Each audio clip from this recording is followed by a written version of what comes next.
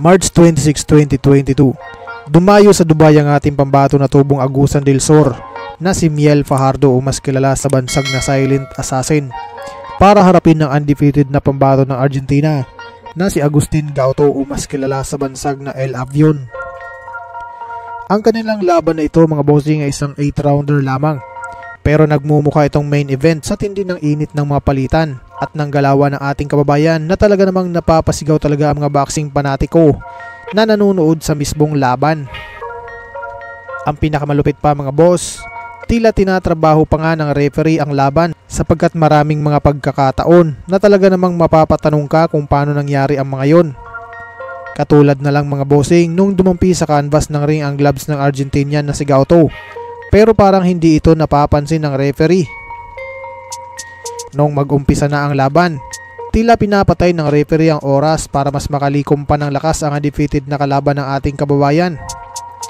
Buti na lang talaga at napabagsak ng ating pambato ang kalaban sa loob lamang ng round 2. Ang ating pambato mga bossing na si Miel Fajardo ay may kartadang 7 panalo, may 1 talo at 6 dito ay tinapos by knockout.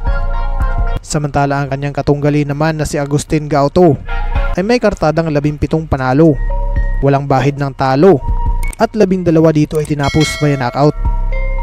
Huwag na nating patagalin to mga bossing, bakbakan agad. Unang round ay hindi minamalit ni Fajardo ang kanyang katunggali hanggang sa kaya niyang iwasan ng mga bitaw ni Gauto ay iniiwasan niya kagad ito.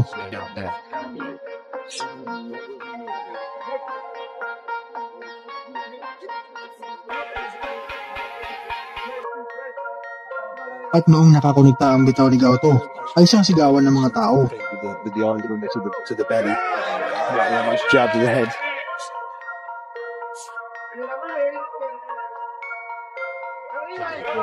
Sa pool ang body shot ni Fajardo at dito nakaramdam ng sakit si Gauto pero pinipigilan niya ito.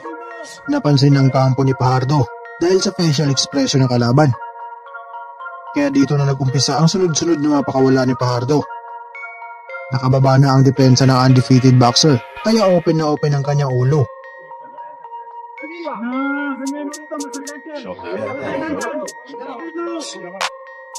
He might feel he's hurting with one of those body shots, but he's really getting on in here, Fajardo. Jabbing the punk up to it, he's been a bit busier for me. He's just gone into shock, definitely. It's the final minute of the round.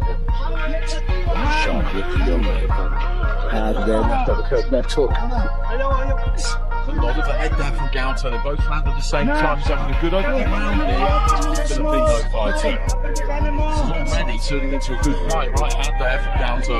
Step up, go through the left hand hook. You probably shot yourself there going to the left hook. Dito bumagsak sa kauna-una ang pagkakataon ng undefeated boxer ng Argentina. At bago matapos ang round, ay nakasingit pa ang left hook ni Fajardo. Left hand there from Fajardo, and that has put him down hard onto his back there, Gauto.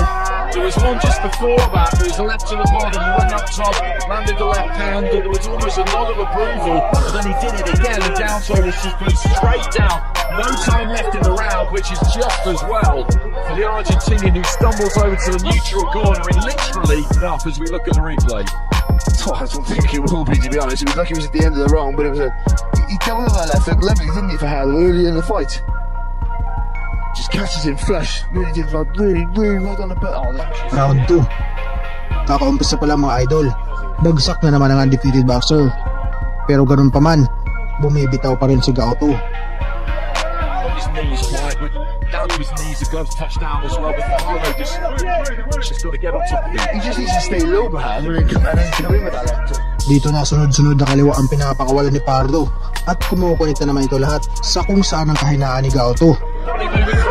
Kahit sumasayad na ang gloves ng kalaban, animoy hindi ito pinapansin ng referee.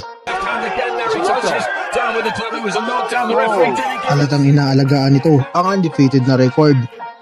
At dito na nga mga lods ay pati ang mga commentator ay nagtaka na sa ginagawa ng referee. A ton of background again there, he touches down with the glove, it was a knockdown, the referee didn't give it a second, left hand puts him onto his back and he's just so fragile in there at the minute, that's the problem, he's letting his own hands go, he's showing a ton of... Mas pinapatagal ang laban para makarecover pa ang Argentinian boxer.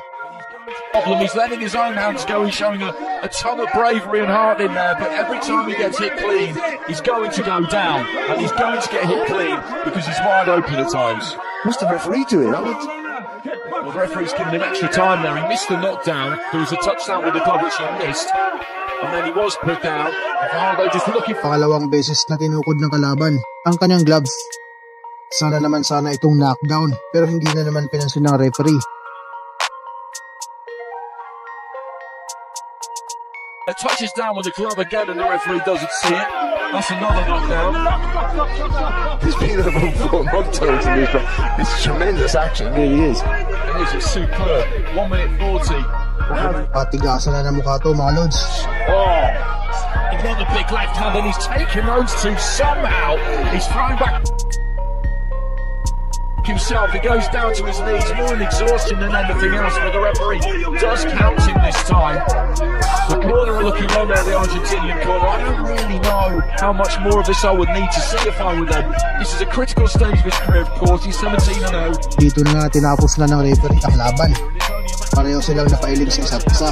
The referee jumps in, and that's a good decision from the referee, who missed a couple of touchdowns. Tama na rin yung hindi na pinagpatuloy ang laban. Baka kasi hindi lang karera nito ang masira, kundi baka maapektuhan pa nito ang kanyang kalusugan. Masasayang lang ang kanyang magandang karera na umpisahan.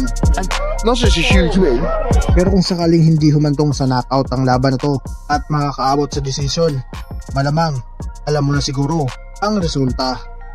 it was yours. You heard him straight away. He was in trouble in the first round. From there, you could see it. With the body shots. Piscato's a puncher, so he's walking around thinking, so you like it, put it on you again, and he did.